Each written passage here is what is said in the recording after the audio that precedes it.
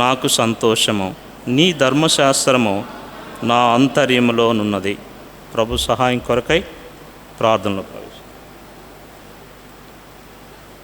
ప్రేమ కలిగిన పరలోకపు తండ్రి, నమ్మకమైన మా దేవ, కృపగలిగిన తండ్రి, ప్రభు యేసుక్రీస్తు వారి ఘనమైన హెచ్చింపబడిన నామములో వందనములు స్తోత్రములు చెల్లించుకుంటున్నాం. ప్రభా నాయనా తండ్రి, ఇప్పటి వరకు సియోను గీతముల ద్వారా మీ నామానికి మహిమ తెచ్చుకున్నందుకు వందనములు స్తోత్రాలు. ప్రభా నాయనా తండ్రి, ప్రకటించిన రీతిగా బైబిల్ స్టడీ కొరకై మమ్మల్ని అందరినీ తోడుకొని వచ్చినందుకు మా హృదయపూర్వకమైన వందనాలు స్తోత్రాలు తండ్రి.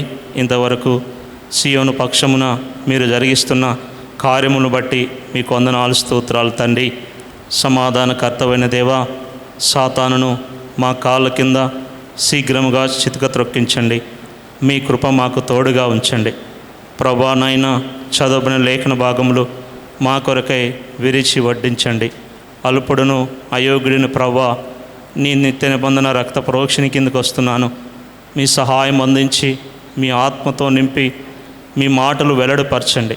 ప్రభా మీరు మాట్లాడితే మాకు క్షేమము సమాధానము ఉంటుంది. ప్రభా మీరే మాట్లాడుతూ రండి. మమ్మల్ని అందరినీ మీ చేతులకు అప్పగించుకుంటూ మీ సహాయమును దయను కోరుకుంటూ యేసుక్రీస్తు ప్రభునామములో స్తుతించి ప్రార్థించి వేడుకుంటున్నాం పరమ తండ్రి, ఆమేన్.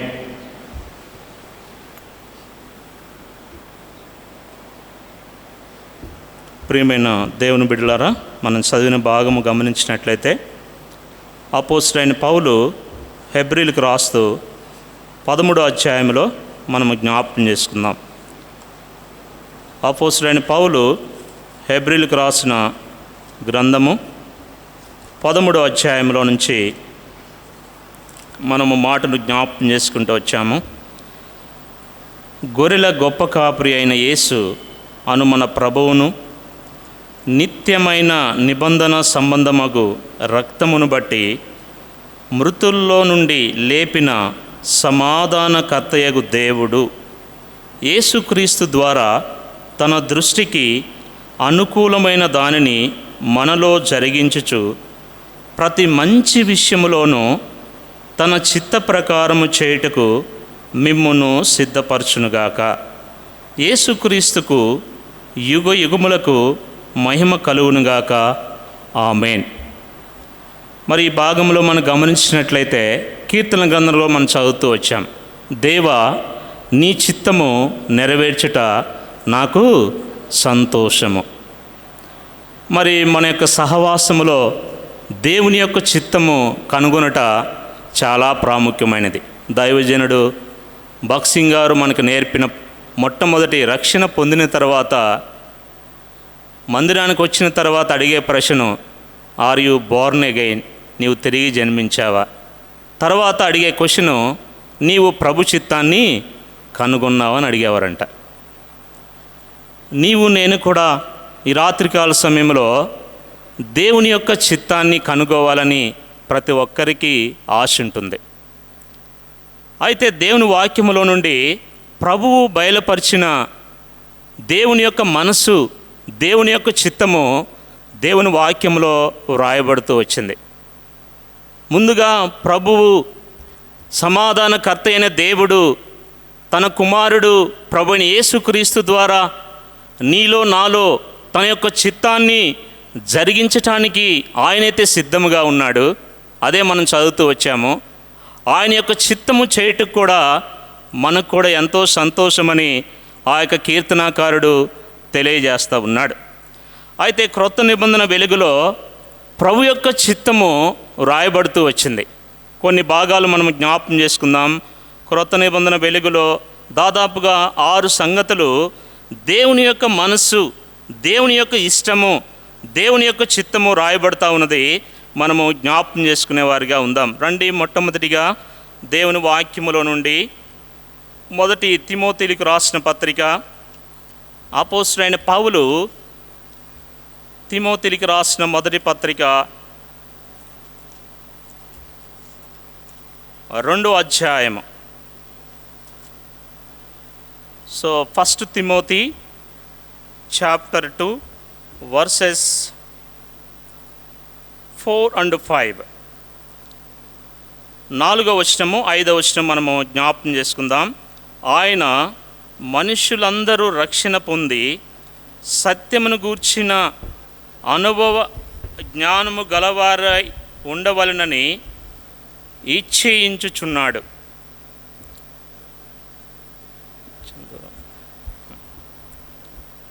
మొట్టమొదటి దేవుని యొక్క చిత్తము రాయబడుతూ ఉన్నది.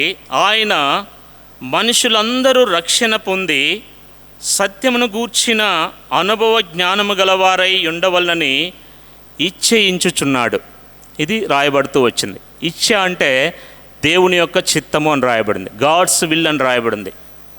ఇంగ్లీష్ బైబిల్లో మనం గమనించినట్టయితే దేవుని యొక్క మనసు, దేవుని యొక్క చిత్తము, దేవుని యొక్క మనసు ఏం రాయబడుతూ ఉందంటే ఇక్కడ అందరూ కూడా రక్షణ పొందాలి. అంత మాత్రమే కాదంట, సత్యము యొక్క అనుభవ జ్ఞానము కలిగి ఉండాలని దేవుని యొక్క చిత్తము. ప్రియమైన వారలరా, ఇక్కడ కూర్చున్న వారిలో నీవు నేను మనమందరము కూడా ప్రభువైన యేసుక్రీస్తు వారిని రక్షకుడుగా అంగీకరించాము. అంతవరకే ఉంటే ప్రభు నీ విషయంలో నా విషయంలో ఆయన సంతోషించేవాడు కాదు. ఆయన యొక్క చిత్తం ఏంటంటే సత్యం యొక్క అనుభవంలోనికి రావాలని ప్రభువు నిన్ను నన్ను ప్రేరేపిస్తూ ఉన్నాడు. అది ఆయన యొక్క ఉద్దేశము. నిన్ను నన్ను ఆయన యొక్క అమూల్యమైన రక్తముతో కొని సంఘములో చేర్చింది అలాగనే ఉండిపోవటానికి కాదు. ప్రియమైన సహోదరి సహోదరుడా, నీవు నేను మనమందరం కూడా సత్యం యొక్క అనుభవం కలిగి ఉండాలని ప్రభు కోరుతూ ఉన్నాడు. చూడండి, దేవుని వాక్యంలో నుంచి యోహాను సువార్తలో 4వ అధ్యాయంలో నుంచి ఒక మాటను మనము జ్ఞాపకం చేసుకుందాం. రండి, యోహాను సువార్త 4వ అధ్యాయము 41వ వచనము 42వ వచనాన్ని మనము జ్ఞాపకం చేసుకుందాం. దానికి ముందుగా 39 కూడా మనం జ్ఞాపకం చేసుకుందాం. 4వ అధ్యాయము 39 చదవండి ఒకరు. నేను చేసినవన్నీ నాతో చెప్పినని సాక్ష్యమిచ్చిన స్త్రీ యొక్క మాటను బట్టి ఆ ఊరిలోని సమరయులలో అనేకులు ఆయన యందు విశ్వాసముంచిరి. సమరయ దేశంలో లేదా సమరయ పట్టణంలో ఆ స్త్రీ సాక్ష్యం ఇస్తూ వచ్చింది. ఏమని సాక్ష్యం ఇస్తూ వచ్చిందంటే, ఇదిగో నేను చేసినవన్నీ కూడా నాతో చెప్పి ఉన్నాడు, ఈయన క్రీస్తు కాడా అని ఆ ఊరిలోనికి వెళ్ళి ప్రభుని గురించి ప్రకటిస్తూ వచ్చింది. అక్కడున్న ప్రజలు మాట్లాడుతూ వచ్చినారు. ఏమన్నారంట? ఆ యొక్క స్త్రీ చెప్పిన దాన్ని బట్టి వారు ప్రభు యందు విశ్వాసం ఉంచినారు. ఇప్పుడు మనము 41, 42 మనము జ్ఞాపకం చేసుకుందాం.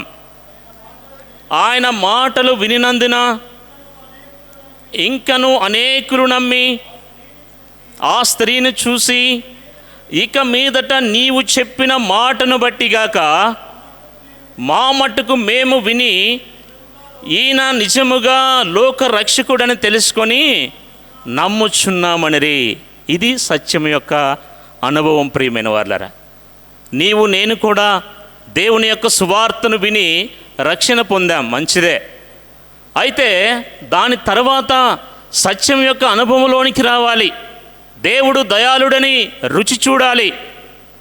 తద్వారా నీవు నేను రక్షణలో ఎదుగులాగున నిర్మలమైన పాలనే వాక్యమును నీవు నేను అపేక్షించాలని దేవుని వాక్యము హెచ్చరిస్తూ ఉంది. ప్రియమైన వారలారా, అందుకని ఈ సమరయలో ఉన్న ప్రజలు నీవు చెప్పింది కాదు కానీ మా మట్టుకు మేము ఈయన నిజముగా లోక రక్షకుడని వారు గుర్తిస్తూ వచ్చారు. ఇది సత్యం యొక్క అనుభవంలోనికి రావటం. ప్రియమైన వారలారా, ప్రియమైన సహోదరి సహోదరుడా, ఓ యవనస్తుడా యవనస్తురాలా, నీవు రక్షణ పొంది ఇదే ప్రభుని తెలుసుకోవటము అనుకుంటున్నావేమో. కాదు, నీవు కూడా నీ నిజమైన నా మట్టుకు నేను ఈయన నిజముగా లోకరక్షకుడు, నా మట్టుకు నేను ఈయన నిజముగా లోకరక్షకుడని ఎప్పుడైతే గుర్తిస్తావో అప్పుడు మాత్రమే సత్యం యొక్క అనుభవంలో ఉన్నావని దేవుని వాక్యము హెచ్చరిస్తూ ఉంది ప్రియమైన వార్లరా. అట్టి వారిగా ఉండాలని ప్రభు యొక్క చిత్తము ప్రియమైన వార్లరా. అట్టి వారిగా ఎదగాలని ప్రభు నీ విషయంలో నా విషయంలో ఆయన కోరుతూ ఉన్నాడు. చూడండి, హెబ్రీలకు రాసిన పత్రిక 5వ అధ్యాయము 12వ వచనం. హెబ్రీలకు రాసిన పత్రిక కాలమును బట్టి చూసితే మీరు బోధకులుగా ఉండవలసిన వారై ఉండగా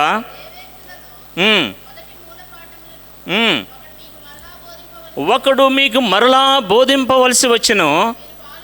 మీరు పాలు త్రాగవలసిన వారే కానీ బలమైన ఆహారము తినగలవారు కారు. మరియు పాలు తాగు ప్రతివాడును శిశువే గనుక నీతి వాక్య విషయంలో అనుభవం లేనివాడై ఉన్నారంట. అపోస్తలుడైన పౌలు హెబ్రీలకు, వాళ్ళు హెబ్రీ చూస్తే వారి కాలాన్ని బట్టి చూస్తే బోధకులుగా ఉండవలసిన వారు. అయితే వారు ఇంకా కూడా శిశువు వలె పాలను, మరి వారు ఇంకా పాలు తాగే శిష్యుల వలె ఉన్నారని దేవుని వాక్యము తెలియజేస్తూ ఉంది ప్రియమైన వాళ్ళరా. అందుకనే యేసుప్రభు వారు ఒక ఉపమానం చెప్తూ వచ్చినాడు. ద్రాక్ష తోటలో ఒక అంజూరపు చెట్టు ఉంది. అది 3 సంవత్సరాలు ఉంచారంట. అయితే యజమానుడు దాని యొక్క పండ్లను వెతుకుతూ వచ్చినాడు. అయితే ఆ చెట్టుకి ఏం లేవంట, పండ్లు ఏమాత్రము కోల్లేదు. అప్పుడు తోటమాలిని పిలిచి, అయ్యా, తోటమాలిని పిలిచి 3 సంవత్సరాలైంది, ఈ చెట్టు వలన ఈ యొక్క భూమి వ్యర్థమైపోతుంది, దీన్ని నరికించుము అంటాడు. అప్పుడు తోటమాలి అంటాడు, అయ్యా, ఇంకొక ఈ సంవత్సరము కూడా ఉండనిమ్ము అంటాడు. తోటమాలి నీ నా విషయంలో విజ్ఞాపన చేస్తున్నా ఉన్నాడు కాబట్టి ప్రభువైన యేసుక్రీస్తు వారు ఇంకా మనం ఈ సంవత్సరము కూడా ప్రభు మనల్ని ఉండనిచ్చినాడు. సంఘములో నీ కూర్చున్న స్థలము, నేను నించున్న స్థలము ఏమాత్రము వ్యర్థము కాకూడదు ప్రియమైన వార్లరా. ప్రభు అదే కోరుతా ఉన్నాడు. మీరు బహుగా ఫలించుట ద్వారా మీ ద్వారా తండ్రికి ఏమొస్తుందంట, మహిమ వస్తుంది ప్రియమైన వార్లరా. ఇంకా ఎంతకాలము రక్షణలో ఉండి ఇంకిదే ఇంతవరకే అని ఒకవేళ ఆలోచన కలిగి ఉన్నావేమో ప్రియమైన సహోదరి సహోదరుడా, ప్రభు కోరుతా ఉన్నాడు. దేవుని యొక్క చిత్తం అది కాదు.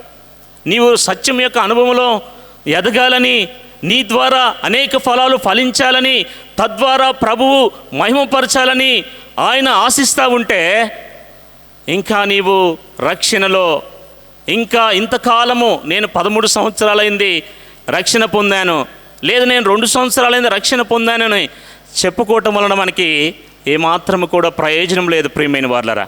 అందుకనే మొట్టమొదటి మనం చూస్తూ వచ్చాము, దేవుని యొక్క చిత్తం ఏంటంటే రక్షణ పొంది అంత మాత్రమే కాకుండా సత్యం యొక్క అనుభవంలోనికి రావాలని ప్రభు నిన్ను నన్ను కోరుతా ఉన్నాడు. రెండవదిగా జ్ఞాపకం చేసుకుందాం రండి. అపోస్తలుడైన పౌలు ఎఫెసీయులకు రాసిన పత్రిక, అపోస్తలుడైన పౌలు ఎఫెసీయులకు రాసిన పత్రిక 5వ అధ్యాయం. Ephesians chapter 5 verse 17 and 18, 19 also. 17వ వచనము, 18, 19 మనమందరము కూడా కలిసి చదువుకుందాం. ఇందు నిమిత్తము మీరు అవివేకులు కాక ప్రభు యొక్క చిత్తమేమిటో గ్రహించుకునడి, మరియు మద్యముతో మత్తులయుండుకుడి, దానిలో దుర్వ్యాపారము కలదు, అయితే ఆత్మపూర్ణుడై యుండుడి.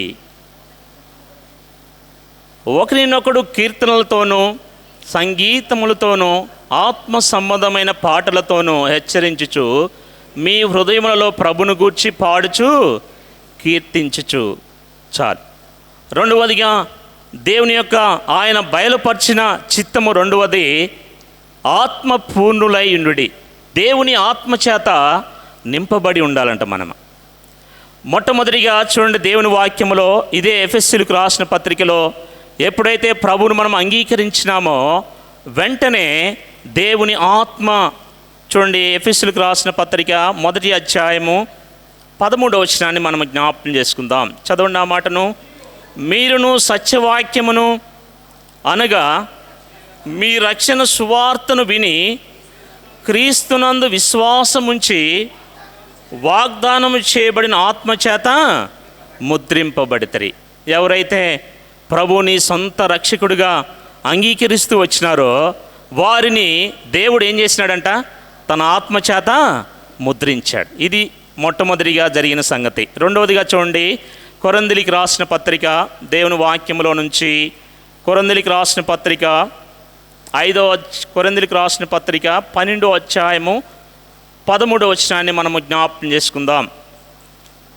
మొదటి కొరింథీయులకు రాసిన పత్రిక, ఎలాగనగా యూదులమైనను గ్రీసు దేశస్థులమైనను దాసులమైనను స్వతంత్రులమైనను మనమందరము ఒక్క శరీరములోనికి ఒక్క ఆత్మయందే బాప్తీసము పొందితమే. రెండవదిగా ఆత్మలో మనం ఏం చేసామంట?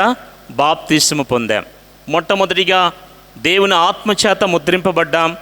రెండవదిగా దేవుని యొక్క ఆత్మలో మనకి బాప్తీసం కలుగుతూ ఉంది. చూడండి, మూడవదిగా రోమిలికి రాసిన పత్రిక అపోస్తలుడైన పౌలు రోమిలికి రాసిన పత్రిక 8వ అధ్యాయము 14వ వచనం. 8వ అధ్యాయము 14వ వచనము, దేవుని ఆత్మచేత ఎందరూ నడిపింపబడుదురో వారందరూ దేవుని కుమారులై ఉందరు. దేవుని ఆత్మచేత ఎవరైతే నడిపింపబడతారో వారు దేవునికి ఏమై ఉంటారంట? కుమారులు మరియు కుమార్తెలై ఉంటారు. మూడవదిగా మనం చేయవలసిన పని, 2 సంగతులు ఆయనే చేసినాడు మనకు తెలియకుండా. మనం ఎప్పుడైతే ప్రభువుని అంగీకరించినామో, ఆత్మచేత ముద్రించబడ్డామో, ఆత్మలో బాప్తిసం పొందామో, అంతవరకు ప్రభువే చేసినాడు. మూడవదిగా ఆత్మచేత మనము నడిపించబడాలి. అది ఆత్మ పూర్ణులైనుడి అని మనం చదువుతూ వచ్చాం. రెండవది దేవుని చిత్తము ఆత్మ పూర్ణులై ఉండాలి. ప్రియమైన వారులారా, పరిశుద్ధాత్మ చేత నీవు నేను మనం అందరము కూడా నింపబడి ప్రతి దినము కూడా ఆయన యొక్క ఆత్మచేత నడిపించబడాలని ప్రభు కోరుతూ ఉన్నాడు. అయితే దేవుని వాక్యములో కొరింథీలో ఉన్న సంఘం వారు చూడండి, మొదటి కొరింథీయులకు రాసిన పత్రికలో జ్ఞాపకం చేసుకుందాం. 3వ అధ్యాయము మొదటి 2 వచనాలను మనము జ్ఞాపకం చేసుకుందాం. సహోదరులారా, ఆత్మ సంబంధులైన మనుషులతో మాట్లాడినట్లు నేను మీతో మాట్లాడకపోతని శరీర సంబంధులైన మనుషులే అనియు క్రీస్తునందు పసిబిడ్డలే అనియు మీతో మాట్లాడవలసి వచ్చెను. ఎలా ఉన్నారంట? ఇంకా 2వ వచనం కూడా చూసినట్లయితే, అప్పటిలో మీకు బలము చాలకపోయినందున పాలతోనే మిమ్మల్ని పెంచితిని కానీ అన్నముతో మిమ్మల్ని పెంచలేదు. మీరు ఇంకనూ శరీర సంబంధులై ఉండుట వలన ఇప్పుడును మీరు బలహీనులై ఉన్నవారు కారా. ఏమని అంటే వారిలో మీలో అసూయయు కలహమును ఉండగా మీరు శరీర సంబంధులై మనుష్య రీతిగా నడుచుకొనుచున్నవారు కారా అంటా ఉన్నాడు. కొరింథీలో ఉన్న సంఘం వారు దేవుణ్ణి ఎరిగిన బిడ్డలే. వారు ఎలా ఉన్నారంట? ఆత్మచేత నడిపించబడిన విశ్వాసులు శరీర సంబంధులై వారిలో అసూయ కలహము ద్వేషము ఉన్నట్లుగా దేవుని వాక్యములో హెచ్చరిస్తూ ఉంది. ప్రియమైన వారులారా, ఆత్మచేత నడిపించబడుట అంటే మరి గలతీయులకు రాసిన పత్రికల అక్కడ కూడా ఆ సంఘము కూడా వారు మొదటిగా ఆత్మ సంబంధులై తర్వాత మధ్యలో వారు కూడా ఎలా మారిపోయారంట? చూడండి, గలతీయులకు రాసిన పత్రిక 5వ అధ్యాయము దానికి ముందుగా గలతీయులకు రాసిన పత్రిక 3వ అధ్యాయము 3వ వచనం, మీరింత అవివేకులైతిరా, మొదట ఆత్మానుసారముగా ఆరంభించి ఇప్పుడు శరీరానుసారముగా పరిపూర్ణులవుదురా. ఇవన్నీ కూడా దేవుని యొక్క చిత్తము. ప్రియమైన వారులారా, నీవు నేను మనం అందరము సంఘములో ఆత్మచేత నడిపించబడాలని ఆత్మే మనల్ని ఏలుబడి చేయాలి. అందుకనే ఎఫెసీయులకు రాసిన పత్రిక మనం చదివిన భాగములో ఒక భాగాన్ని మనము జ్ఞాపకం చేసుకోవచ్చు. చదువు ఆ మాటను జ్ఞాపకం చేసుకుందాం. చూడండి, ఎఫెసీయులకు రాసిన పత్రిక 5వ అధ్యాయమును మనం జ్ఞాపకం చేసుకున్నట్లయితే మీరు ఏమన్నాడు? మరియు మద్యముతో మత్తులయుండుకుడి, దానిలో దుర్వ్యాపారం కలదు. ఒక వ్యక్తి మద్యం తీసుకున్న తర్వాత, మద్యం తీసుకోకముందు అతను తన యొక్క ఆధీనంలో ఉండి మాట్లాడతాడు. ఎప్పుడైతే మద్యాన్ని తీసుకుంటాడో తన ఆధీనాన్ని కోల్పోయి మద్యం యొక్క వశంలోనికి వెళ్తాడు. ఆ మద్యం యొక్క వశంలోనికి వెళ్ళి ఆ మద్యము ఏవైతే ప్రేరేపిస్తూ ఉందో అవి మాట్లాడుతూ ఉంటాడు. దానికి సాదృశ్యముగా ఆత్మపూర్ణులై ఉండుడని దేవుని వాక్యములో రాయబడి ఉంది. ప్రియమైన వాళ్ళరా, ఎప్పుడైతే నీవు నేను మనం అందరము కూడా ఆత్మ యొక్క వశంలోనికి వెళ్ళామో సమస్తమును కూడా ఆత్మచేతనే నడిపించబడతాం. అందుకనే ఏలియా ఎలా నడిపించబడ్డాడు మనకు తెలుసు. ఏలియా గురించి, ఏలియా ఆత్మచేత ఇప్పుడు మనం ఇక్కడ చూసామనుకోండి, మనం చెప్పలేము ఇక్కడే ఉంటాడని. అందుకనే అక్కడ భక్తుడు ఒబద్య అంటాడు, అయ్యా నేను ఇక్కడ చూశాను, నేను వెళ్ళి రాజు ఆహాబుకు చెప్తే నువ్వు ఎక్కడికి వెళ్తావో తెలియదు నాకు. ఎందుకని? ఏలియా ఆత్మచేత కొనిపోబడతాడు.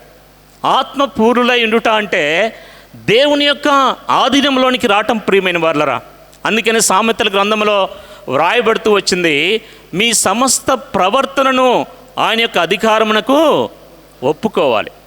నీవు నేను కూడా ఆ విధముగా ఆత్మ యొక్క ఆధీనంలోనికి వెళ్ళినప్పుడు ప్రతి దినము కూడా దేవుని యొక్క ఆత్మ నిన్ను నన్ను నడిపిస్తూ ఉంది. ప్రియమైన వాళ్ళరా, ఇదే త్రోవ, దీనిలో నడువుడి అనే శబ్దాన్ని నీవు నేను వినేవారిగా ఉంటాం. అలా కాకుండా ఇంకా శరీరానుసారులుగా మన జీవితాన్ని కొనసాగిస్తే ఆత్మ ఆధీనంలో లేము. అందుకనే గలతీయులకు రాసిన పత్రికలో వ్రాయబడింది మాట, 5వ అధ్యాయము 16వ వచనాన్ని మనం జ్ఞాపకం చేసుకుందాం. 5వ నేను చెప్పున్నదేమనగా ఆత్మానుసారంగా నడుచుకునుడి, అప్పుడు మీరు శరీర ఇచ్ఛను, అది శరీరంలో అనేక ఇచ్ఛలు, ఈ ఇచ్ఛలను మనం జయించలేకపోవటానికి ఒక కారణము నీవు నేను కూడా దేవుని యొక్క ఆత్మచేత నడిపించబడలేకపోతున్నా. మన యొక్క సొంత జ్ఞానము, మన శరీరం యొక్క ఆలోచన చేత నడుచుట ద్వారా దేవుని నా వ్యక్తిగత జీవితంలో, కుటుంబ జీవితంలో, సంఘ జీవితంలో ఎంతో నష్టాన్ని చూస్తున్నట్లుగా మనం చూస్తూ ఉన్నాం.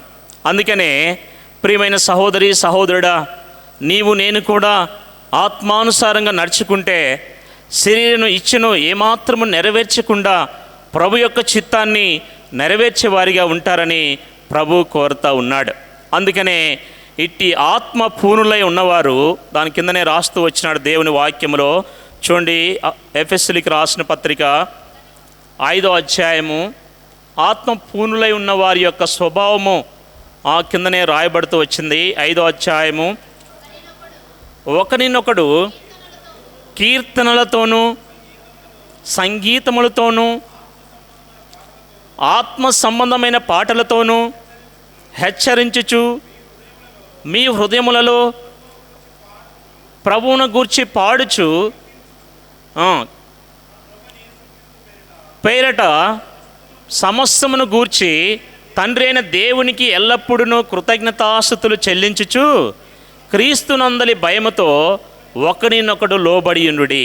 మొట్టమొదటిగా ప్రభువుని కీర్తిస్తూ ఉంటాడు. ఎవరైతే ఆత్మపూర్ణులుగా ఉంటారో వారు హృదయంలో ఎప్పుడూ కూడా ప్రభువుని గానం చేస్తూ ఉంటారు. రెండవదిగా ప్రభువుకి కృతజ్ఞతాస్తుతులు చెల్లిస్తూ ఉంటారు. మూడవదిగా వారి ఒకరికొకరు లోబడి జీవిస్తారు. ప్రియమైన వాళ్ళరా, ఇటువంటి ఆత్మపూర్ణులై ఉండాలని ప్రభు కోరుతూ ఉన్నాడు. అందుకనే యేసు ప్రభువారు కూడా నీకు నాకు మన అందరికీ సెలవిచ్చినారు. అడుగుడి మీకు ఇయ్యబడును, తట్టుడి తీయబడును, వెదుకుడి దొరుకును, అడుగు ప్రతివానికి ఇస్తానన్నాడు. దాని కింద ఏముంది? పరిశుద్ధాత్మ అనే వరమును మీకు అనుగ్రహిస్తానని ఉంది. మనం అడగమంటే అడుగుతూ ఉంటాం, కానీ వాస్తవముగా దాని కింద ఉన్న వచనం ఏంటంటే పరిశుద్ధాత్మ అనే వరమును అడగాలి. కొలతలేని ఆత్మతో నిన్ను నన్ను ఆయన నింపాలని ఆశపడతా ఉన్నాడు. ప్రియమైన వాళ్ళరా, రెండవదిగా ఇదే దేవుని యొక్క చిత్తము, ఆయన బయలుపరచబడిన రెండవదిగా మనం జ్ఞాపకం చేసుకుంటున్నాం. మూడవదిగా రండి దేవుని వాక్యంలో నుంచి దశలోనికి రాసిన పత్రిక, మొదటి దశలోనికి రాసిన పత్రిక 4వ అధ్యాయము 3వ వచనాన్ని అందరము కలిసి చదువుకుందాం. అపోస్తలుడైన పౌలు దశలోనికి రాసిన మొదటి పత్రిక 4వ అధ్యాయము 3వ వచనాన్ని మనం అందరము కలిసి చదువుకుందాం.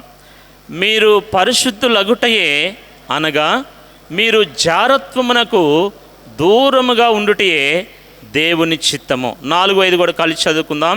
మీలో ప్రతి వాడును దేవుని ఎరుగని అన్యజనుల వలె కామాభిలాష యందు కాక పరిశుద్ధత యందును ఘనత యందును తన తన ఘటమును ఎట్లు కాపాడుకొనవలెనో అది ఎరిగియుండుటయే దేవుని చిత్తము. ఇది ప్రభు యొక్క చిత్తం. ఏంటంటే నీవు నేను మనమందరము కూడా మన యొక్క దేహాన్ని ఎలా ఉంచుకోవాలంట? పరిశుద్ధంగా ఉంచుకోవాలి. జారత్వానికి దూరముగా పారిపోవాలి. నా శరీరము ఆయన మనము ఎవరి వారమంట? ఎందుకు ప్రభు ఈ మాట అంటున్నాడు? లేవి కాండములో రాయబడుతూ వచ్చింది, నేను పరిశుద్ధుని గనుక మీరు కూడా పరిశుద్ధులైనడి. మనల్ని పిలిచిన వాడు పరిశుద్ధుని గనుక మనము సమస్త ప్రవర్తన యందు పరిశుద్ధులుగా ఉండాలని మొదటి పేతురు రాసిన పత్రికలో వ్రాయబడుతూ వచ్చింది. ప్రియమైన వారలారా, మూడవదిగా దేవుని చిత్తము నా విషయంలో నీవు నేను మనమందరము కూడా విలువ పెట్టి కొనబడిన ఈ దేహాన్ని పరిశుద్ధముగా కాపాడుకోవాలి. అది దేవుని యొక్క చిత్తము. ఎవరైతే పరిశుద్ధముగా కాపాడుకుంటారో వారి ద్వారా దేవుడు అనేక అద్భుత కార్యములు జరిగిస్తాడు. ప్రియమైన వారలారా, చూడండి దేవుని వాక్యంలో నుంచి దానియేలు గ్రంథము మొదటి అధ్యాయంలో చదవండి ఆ మాటను. దానియేలు గ్రంథంలో నుంచి మొదటి అధ్యాయంలో నుంచి తన శరీరంను అపవిత్రపరచుకొనకుండా చదవండి ఆ మాటను. ఎన్నో వచనం అన్నా? 8వ వచనం. రాజు భుజించు భోజనమును పానము చేయు ద్రాక్షారసమును పుచ్చుకొని తన్ను అపవిత్రపరచుకొనకూడదని దానియేలు ఉద్దేశించి తాను అపవిత్రుడు కాకుండానట్లు వాటిని పుచ్చుకొనకుండా సెలవిమ్మని నపుంసకుల అధిపతిని వేడుకొనగా. దానియేలు చిన్న భోజనమే కదా, వాస్తవముగా అయితే రాజు భోజనము ఆహ్వానిస్తే ఎవరైనా ఆలోచన చేయరు. కానీ దానియేలు తన యొక్క ఉద్దేశం ఏంటంట? ఆ యొక్క రాజు యొక్క భోజనముతోటి, ఆ యొక్క ద్రాక్షారసంతో తన్ను తాను అపవిత్రపరచుకోకూడదు. ఎందుకంటే ఆ భోజనము విగ్రహాలకు సంబంధించింది. ఆ భోజనపు బల్లకి రావాలి అంటే ముందుగా దేశంలో ఉన్న విగ్రహాలకు అర్పించి తీసుకొస్తారు. ఆ సంగతి దానియేలుకు తెలుసు.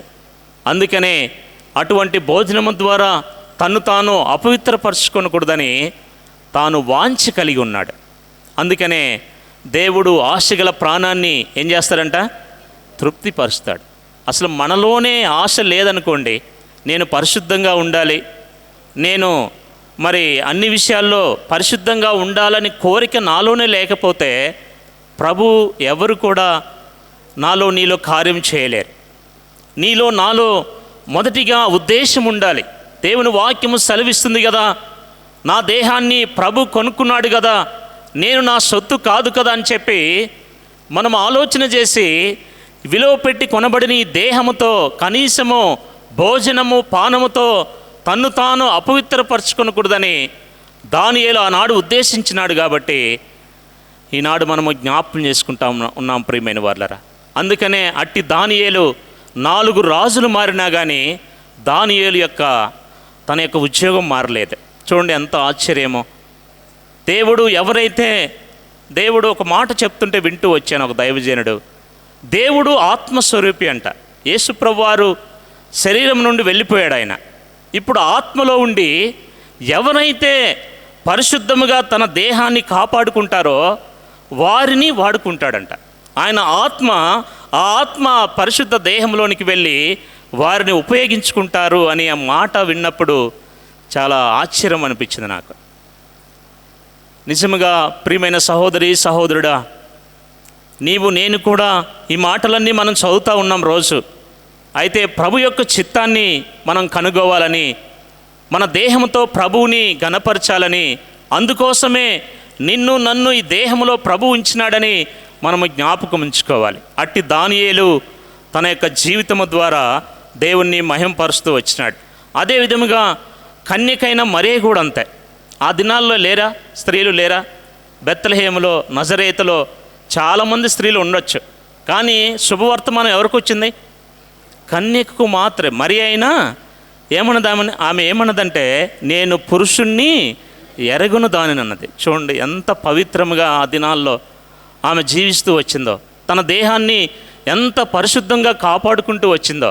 తద్వారా గబ్రియేలు దూత వచ్చి ప్రభుని యేసుక్రీస్తు వారు తన ద్వారా రావటానికి సాధనమైంది. ప్రియమైన వాళ్ళరా, నీవు నేను కూడా అచ్చి వారిముగా ఉండాలని ప్రభు ఈ రాత్రి నిన్ను నన్ను ప్రేరేపిస్తూ ఉన్నాడు. అదేవిధముగా రూతు కూడా అంతే. తన యవ్వన కాలంలో తన యొక్క భర్త పోయినప్పటికీ ఒక మాట అన్నాడు. చూడండి, బోయజు రూతు గ్రంథము చదవండి. ఆ మాటను రూతు గ్రంథంలో నుంచి ఈ మాటను మనము జ్ఞాపకం చేసుకుందాం. రూతు గ్రంథంలో నుంచి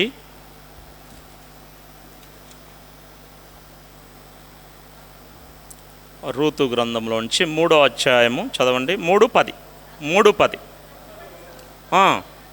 నా కుమారి, యెహోవా చేత నీవు దీవెన నొందిన దానవు, కొద్దివారినే గాని గొప్పవారినే గాని యవ్వనస్తులను నీవు వెంబడింపక ఇనుట వలన నీ మునుపటి సత్ప్రవర్తన కంటే వెనుకటి సత్ప్రవర్తన మరీ ఎక్కువైనది. చూడండి, ఒక యవ్వనురాలు తన భర్త పోగొట్టుకొని ఉన్నప్పుడు ఆమె యొక్క ప్రవర్తన చూడండి ఎలా ఉందో.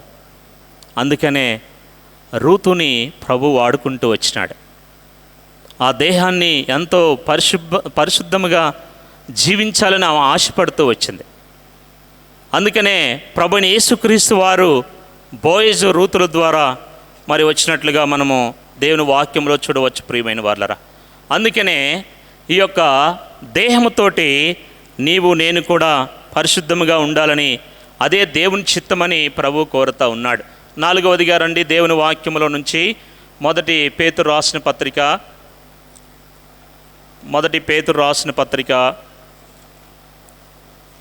2వ అధ్యాయము 1 పేతురు రాసిన పత్రిక 2వ అధ్యాయము 13-15 వచనాలు మనము జ్ఞాపకం చేసుకుందాం. మనుషులు నియమించు ప్రతి కట్టడకును ప్రభు నిమిత్తమై లోబడియునుడి, రాజు అందరికిని అధిపతి అనియు, నాయకులు దుర్మార్గులకు ప్రతిదండన చేయుటకును సన్మార్గులకు మెప్పు కలుగుటకును రాజు వలన పంపబడిన వారమనియు వారికి లోబడియుండుడి. ఏలయనగా మీరిట్లు యుక్త ప్రవర్తన గలవారై అజ్ఞానముగా మాట్లాడు మూర్ఖుల నోరు మూయిట దేవుని చిత్తము. ఇది 4వది. క్రొత్త నిబంధన వెలుగులో ప్రభు యొక్క చిత్తము ముందుగానే ఆయన తెలియజేసిన చిత్తము, ఆయన యొక్క మనసు. 4వది మనం ఏం చేస్తూ రావాలంట? యుక్త ప్రవర్తన గలవారమై అధిపతులకు లోబడి ఉండాలి. ప్రియమైన వాళ్ళ, నీవు నేను కూడా ఈ లోకంలో జీవిస్తున్నంత కాలము మనం పనిచేసే స్థలాల్లో, ఉండే స్థలాల్లో, అన్ని స్థలాల్లో కూడా నీవు నేను కూడా ప్రభు నిమిత్తము ఏం చేస్తూ రావాలంట? లోబడి ఉండాలని ప్రభు కోరుతూ ఉన్నాడు. అదే దేవుని యొక్క చిత్తమని దేవుని వాక్యంలో రాయబడుతూ వచ్చింది. చూడండి, అదే పేతురు రాసిన మొదటి పత్రిక 5వ అధ్యాయము 5వ వచనాన్ని కూడా మనము జ్ఞాపకం చేసుకుందాం. చిన్నలారా, మీరు పెద్దలకు లోబడియుండుడి, మీరందరూ ఎదుటివాని ఎడల దీన మనసున వస్త్రము ధరించుకొని మిమ్మును అలంకరించుకొనిడి. దేవుడు అహంకారులను ఎదిరించి దీనులకు కృప అనుగ్రహించును. చిన్నలారా, మీరు పెద్దలకు లోబడి ఉండాలి. పిల్లలు తల్లిదండ్రులకు లోబడి ఉండాలి. భర్త మరి భార్య భర్తకు, అదేవిధంగా మరి అన్ని విధాలుగా కూడా నీవు నేను కూడా లోబడి ఉండాలని, ఇది దేవుని యొక్క చిత్తము. ప్రియమైన వాళ్ళరా, నీ ఆలోచన నా ఆలోచన కాదు, కానీ దేవుని యొక్క చిత్తమే తెలియజేస్తూ ఉన్నాడు. మనమందరము కూడా ఎవరి క్రమములో వారు అందరికీ లోబడి దాని ద్వారా దేవుని యొక్క నామానికి మహిమ కలుగుతూ ఉన్నదని, అదే దేవుని చిత్తమని మనం చూస్తూ ఉన్నాం. ఇంకా గమనించినట్లయితే మరి చూడండి, ఈ మాటను కూడా మనం జ్ఞాపకం చేసుకుందాం. ఒక మాటను చూడండి, మత్తయి సువార్త 17వ అధ్యాయము 27వ వచనాన్ని మనము జ్ఞాపకం చేసుకుందాం. అయినను మనము వారికి అభ్యంతరము కలుగజేయకున్నట్లు నీవు సముద్రమునకు పోయి గాలము వేసి మొదటి పైకి వచ్చు చేపను పట్టుకొని ఒక షెకేలు దొరుకును, దాన్ని తీసుకుని నా కొరకును నీ కొరకును. ఇది తెలుసు కదా, యేసు ప్రభువారు ఈ లోకంలో ఉన్నప్పుడు మరి పన్ను చెల్లించాలి, ఆ యొక్క ట్యాక్స్ మనము పే చేయాలి. అందుకనే ప్రభు అక్కడ వచ్చి అడిగినప్పుడు వారు, యేసు ప్రభువారు కూడా వారికి అభ్యంతరము కలగకుండా ఏం చేయమన్నాడు, వారికి షెకేలు. అందుకనే మనం ఏం చేస్తూ రావాలంటే కైసరువి కైసరికి, దేవునివి దేవునికి చెల్లించాలి. ఇది దేవుని వాక్యములో వ్రాయబడిన మాట. ఇది దేవుని చిత్తము. నీవు నేను కూడా ఇటువంటి దేవుని చిత్తాన్ని మొదటిగా వీటి విషయంలో మనము వాంఛ కలిగి ఉండాలని ప్రభు కోరుతూ ఉన్నాడు. అయితే చూడండి, దేవుని వాక్యములో నుంచి అపోస్తుల కార్యములు 4వ అధ్యాయము 18-20. అపోస్తుల కార్యములు 4వ అధ్యాయంలో నుంచి, అప్పుడు వారిని పిలిపించి, మీరు యేసు నామమును బట్టి ఎంత మాత్రము మాట్లాడకూడదు, బోధింపకూడదని వారికి ఆజ్ఞాపించి. చాలు. ఈ విషయాలు ఏం చేయాలి మరి? ఇక్కడ కూడా అధికారులేగా చెప్పింది. వారిని పిలిచి శిష్యులని మీరు యేసు నామము గురించి బోధింపకూడదని ఏం చేస్తూ వచ్చారు? వారు ఆజ్ఞాపిస్తూ వచ్చారు. దేవుని పద్ధతి విషయంలో మనము రాజీకి రాకూడదు. దేవుని యొక్క నియమం విషయంలో మనము మరలా అధికారులకి లోబడవలసిన పని లేదు. అందుకనే దానియేలు ఏం చేస్తూ వచ్చినాడంట, 30 దినాలు ఒక శాసనం వచ్చింది ఆ రాజ్యంలో. ఏ మనుషుడు కూడా మానవునికి కానీ దేవునికి కానీ తన యొక్క మనవులు చెప్పకూడదు అని ఆజ్ఞ ఇచ్చారు. శాసనం ఒకటి వచ్చింది. అయితే దానియేలు యథావిధిగా తన ఇంటి మేడగదికి వెళ్ళి ఏం చేస్తూ వచ్చాడు? ముమ్మారు దేవునికి ప్రార్థన చేస్తూ వచ్చినాడు. చూడండి, నీవు నేను ఇటువంటి విషయంలో, దేవుని పద్ధతి విషయంలో నీవు నేను కూడా వాటికి రాజీ పడవలసిన లేదు. ఖచ్చితంగా ప్రభువు వైపే మనం నిలబడాలి. అందుకనే దేవుని యొక్క చిత్తము చేయుట మరి నాకు సంతోషమని కీర్తనాకారుడు తెలిసిన రీతిగా నీవు నేను కూడా అట్టి సంతోషాన్ని కలిగి ఉండాలి అంటే ప్రభు యొక్క చిత్తాన్ని చేసేవారిగా ఉండాలి. 5వదిగా పేతురు రాసిన మొదటి పత్రిక 4వ అధ్యాయము 19వ వచనాన్ని కూడా జ్ఞాపకం చేసుకుందాం. రండి, 4వ అధ్యాయము 19వ వచనం. దేవుని చిత్త ప్రకారము బాధపడువారు సత్ప్రవర్తన గలవారై నమ్మకమైన సృష్టికర్తకు తమ ఆత్మలను అప్పగించుకొనవలెను. మరి 5వదిగా మనం చూస్తూ వచ్చినాము ఏంటంట, దేవుని చిత్త ప్రకారము బాధపడేవారు సత్ప్రవర్తన గలవారే. ఇదే మాటకు చూడండి 2వ అధ్యాయంలో నుంచి కూడా ఈ మాటను మనం జ్ఞాపకం చేసుకుందాం. మొదటి పేతురు రాసిన పత్రిక 2వ అధ్యాయము 19-20 వచనాలు కూడా మనం జ్ఞాపకం చేసుకుందాం. ఎవడైనను అన్యాయముగా శ్రమ పొందుచు దేవుని గూర్చిన మనస్సాక్షి కలిగి దుఃఖము సహించినలా అతి హితమగును. తప్పిదమునకై దెబ్బలు తినినప్పుడు మీరు సహించినలా మీకేమి ఘనము? మేలు చేసి బాధపడినప్పుడు మీరు సహించినలా అది దేవునికి హితమగును. ఇందుకు మీరు పిలువబడితరి. 5వదిగా దేవుని యొక్క చిత్తం ఏంటంటే మనము మేలు చేస్తూ బాధపడేవారిగా ఉండాలి. ఇక్కడ బాధలు 2 రకాలుగా వస్తాయి. ఒకటి, మనం తప్పిదం చేస్తే అది పనిష్మెంట్, అది సహజమే. నీవు నేను తప్పిదం చేస్తే ఆ యొక్క తప్పిదానికి సంబంధించిన శిక్ష నీవు నేను అనుభవించాల్సిందే.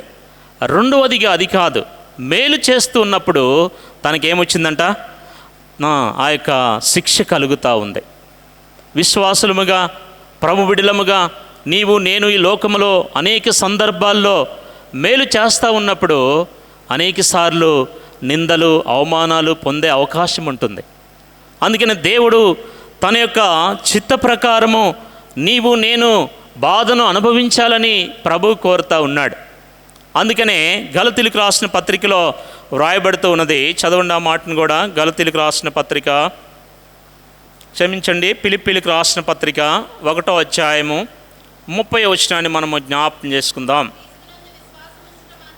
క్రీస్తునందు విశ్వాసం ఉంచుట మాత్రమే కాక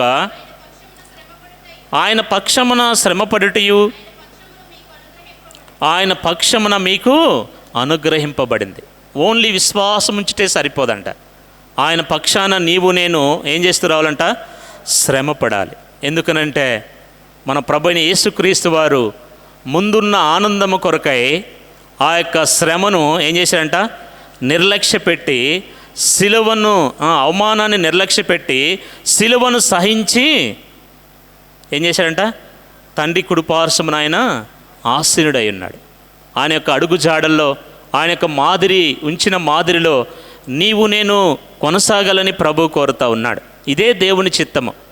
ఇక ప్రభుని నమ్ముకున్నట్టు ద్వారా అంత ఆనందము, ఇక అన్ని ఆశీర్వాదాలే అనుకుంటే పొరపాటే ప్రియమైన వారులారా. దేవుని వాక్యములో రాయబడతా ఉన్నది, శ్రమ నింద బాధ లేకుండా మహిమ లేదంట. అందుకని క్రీస్తు ప్రభువారు ఆ యొక్క శ్రమల్లో వెళ్ళిన తర్వాత తండ్రి అయిన దేవుడు ఆయన్ను మహింపరుస్తూ వచ్చినాడు. నీవు నేను కూడా అట్టి మనసు కలిగి ఉండాలి. క్రీస్తు కొరకు శ్రమపడే మనసు కలిగి ఉండాలి. ముందుగానే మనము ప్రిపేర్ అయి ఉండాలని దేవుని వాక్యం హెచ్చరిస్తూ ఉంది. శ్రమ వచ్చినప్పుడు కాదు, రాకముందే ఇది నాకు ఖచ్చితంగా సంభవిస్తుంది అని మనం సిద్ధంగా ఉండాలి. అప్పుడు మాత్రమే ఆ శ్రమలో ప్రభు నీకు నాకు సహాయం చేసేవాడిగా ఉంటాడు. అందుకనే దావీదు అంటూ వచ్చినాడు, నేను శ్రమల పాలై దీనుడునైతని. నిన్ను నన్ను దీనులుగా చేయుట కొరకై అనేక సందర్భాల్లో ప్రభువు ఇటువంటి శ్రమలు బాధలు అనుమతించేవాడిగా ఉంటాడు. తద్వారా నీవు నేను మన యొక్క అమూల్యమైన విశ్వాసానికి పరీక్ష కలుగుట ద్వారా మనం కూడా సువర్ణం వలె మరి ఆ యొక్క పరిశోధనలో బయటికి రాగలుగుతామని ప్రభువు తెలియపరుస్తూ ఉన్నాడు. చివరిదిగా జ్ఞాపకం చేసుకుందాం రండి. దశలోనికి రాసిన మొదటి పత్రిక 5వ అధ్యాయము, దశలోనికి రాసిన మొదటి పత్రిక 5వ అధ్యాయము 16-17 వచనాలు మనము ప్రతి విషయమునందును కృతజ్ఞతాస్తుతులు చెల్లించుడి, ఈలాగు చేయుట యేసుక్రీస్తు నందు మీ విషయంలో దేవుని చిత్తము. 6వది చివరిది, దేవుని చిత్తం ఏంటంట, ప్రతి విషయంలో నీవు నేను ప్రభుకి ఏం చేస్తూ రావాలంట, కృతజ్ఞతాస్తుతులు చెల్లించాలి. అది నష్టమైన, కన్నీరైనా, బాధ అయినా, ఫెయిల్యూర్స్ అయినా, సంతోషమైన, ఆనందమైన, ఇది దేవుని చిత్తము. నీ విషయంలో నా విషయంలో ప్రభు చిత్తమని ఎరిగి మనం ప్రభుని స్తుతించాలి. అందుకని యోబు యెహోవాయే ఇచ్చెను, యెహోవాయే తీసుకొనెను, యెహోవా నామమునకు స్తుతి కలుగునుగాక అన్నాడు. చూడండి, అంత మరి ఆస్తి, పిల్లలు, అంతంతా శరీరంలో బాధ ఇవన్నీ వచ్చినప్పటికీ తన చెప్పిన మాట చూడండి, నీవు నేను కూడా అచ్చివారిగా ఉండాలని, అదే ప్రభు చిత్తము. అలాగ లేకుండా సనిగే వారముగా, గొనిగే వారముగా ఉండి మనము నష్టపోయేవారిగా ఉండకూడదని ప్రభు ముందుగానే తన యొక్క చిత్తాన్ని దేవుని వాక్యములో బయలుపరుస్తూ వచ్చినాడు. అందుకనే ప్రభువుని ఎరిగిన మనము ముందుగా ఈ ప్రభు చిత్తాన్ని చేయాలి. తర్వాత దేవుని చిత్తం ఏంటని కనుక్కోవాలి. ఎవరైతే మనం చదివిన ఈ 6 మనం చూస్తూ వచ్చాం. మొట్టమొదటిగా రక్షణ పొంది సత్యం యొక్క అనుభవంలోనికి రావాలి, అది దేవుని చిత్తము. రెండవదిగా ఆత్మ పూర్ణులై ఉండాలి. మూడవదిగా మనం చూస్తూ వచ్చాము, జాగ్రత్తముగా దూరముగా ఉన్నది మీ ఘటాలను పరిశుద్ధముగా కాపాడుకొనటే దేవుని చిత్తము. 4వదిగా యుక్త ప్రవర్తన గలవారై మీ అధిపతులకు లోబడి ఉండుడి. ఐదవదిగా మనం చూస్తూ వచ్చాము. ఏం చూస్తూ వచ్చాము? ఐదవదిగా మనము మేలును మరి సత్ప్రవర్తన, మేలు చేస్తూనే బాధను అనుభవించాలి. క్రీస్తు పక్షమున శ్రమలు అనుభవించే వారిగా ఉండాలి. ఆరవదిగా చివరిదిగా ప్రతి దాని కొరకు దేవునికి ఏం చేస్తూ రావాలంట? కృతజ్ఞతాస్తుతులు ఇది మన విషయంలో ఇవన్నీ మనం జరిగిస్తూ వెళ్తుంటే ప్రభువు తన యొక్క చిత్తాన్ని వెల్లడిపరుస్తాడు. అదే మనం చదివింది. హెబ్రీయులకు రాసిన పత్రిక మనం చదువుతూ వచ్చాం. ఇంకొకసారి ఈ మాటను మనము జ్ఞాపకం చేసుకొని ముగించేవారిగా ఉందాం. రండి, హెబ్రీయులకు రాసిన పత్రిక 13వ అధ్యాయము. హెబ్రీయులకు రాసిన పత్రిక 13వ అధ్యాయము అందరం కలిసి చదువుకుందాం. గొర్రెల గొప్ప కాపరి అయిన యేసు అను మన ప్రభువును నిత్యమైన నిబంధన సంబంధమగు రక్తమును బట్టి మృతులను లేపిన సమాధానకర్త అయిన దేవుడు యేసు క్రీస్తు ద్వారా తన దృష్టికి అనుకూలమైన దానిని మనలో జరిగించుచు ప్రతి మంచి విషయంలోనూ తన చిత్త ప్రకారము చేయుటకు మిమ్మును సిద్ధపరచునుగాక. యేసు క్రీస్తుకు యుగ యుగములకు మహిమ కలుగునుగాక. ఆమేన్. ఆ విధముగా ప్రభు మనను తన యొక్క చిత్తాన్ని నెరవేర్చేవారులాగా ఉండునట్లు ప్రభు మనకు సహాయం చేయనుగాక.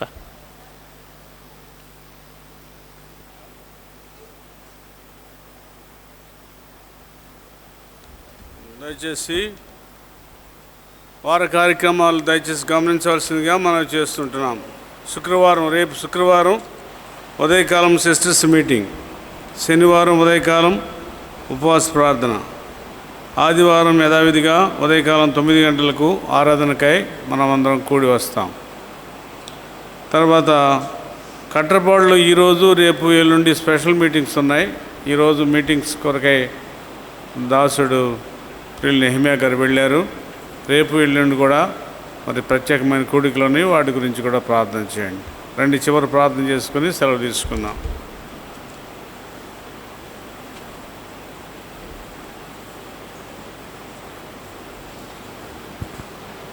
ప్రేమ కలిగిన మా తండ్రి, తిరిగి మీ ప్రియ పాదముల చెంత మాకు ఇచ్చిన శ్రేష్టమైన సమయాన్ని బట్టి వందనాలు. నీ దాసుని అభిషేకించి బైబిల్ పట్టణంలో హెబ్రీయులకు రాసిన పత్రిక 13:20 ఆధారంగా చేసుకుని దేవుని చిత్తం ఏమిటో 6 తలంపులు మా గమనాన్ని తీసుకొచ్చినందుకే స్తోత్రాలు. మేము కూడా ప్రభు మీ చిత్తం ఎరిగి మీ చిత్తాన్ని నెరవేర్చేవారుగా మమ్మల్ని సిద్ధపరచం. మా దేవ, మా ప్రభు, సీఎంలో జరుగుతున్న ప్రతి పరిచయను ఆశ్రయించండి. సీఎంలోని దాసుడు నెహెమ్యా గారు అక్కను బట్టి వారి కుటుంబాన్ని బట్టి ప్రార్థన చేస్తుంటున్నాం. ఇన్మేట్స్ని బట్టి ప్రార్థన చేస్తున్నాం. నాయన, నీ దాసురాలు మెర్సీ వివాహం విషయంలో కూడా మీరు జ్ఞాపకం చేసుకోండి. మా ప్రభు, పెద్దలైన వారిని బట్టి, బాధ్యుల సహోదరుని బట్టి ప్రార్థన చేస్తుంటున్నాం. సీఎంలో కూడి వస్తున్న ప్రతి వారిని పేరు వస్తున్న ప్రతి కుటుంబాన్ని గురించి జ్ఞాపకం చేసుకుంటూ వస్తున్నాం. మరి విశేషంగా తండ్రి అనారోగ్యులుగా ఉన్న ప్రియ దాసులను బట్టి ప్రార్థన చేస్తున్నాం. మా ప్రియ దాసుడు బెంజమిన్ సహోదరుని బట్టి జ్ఞాపకం చేసుకున్నాం. తనకిచ్చిన నెమ్మది స్వస్థను బట్టి స్తోత్రాలు. దీపం అక్క తన కుమారుడు కూడా మంచి ఆరోగ్యం దయచేయండి. మా ప్రభు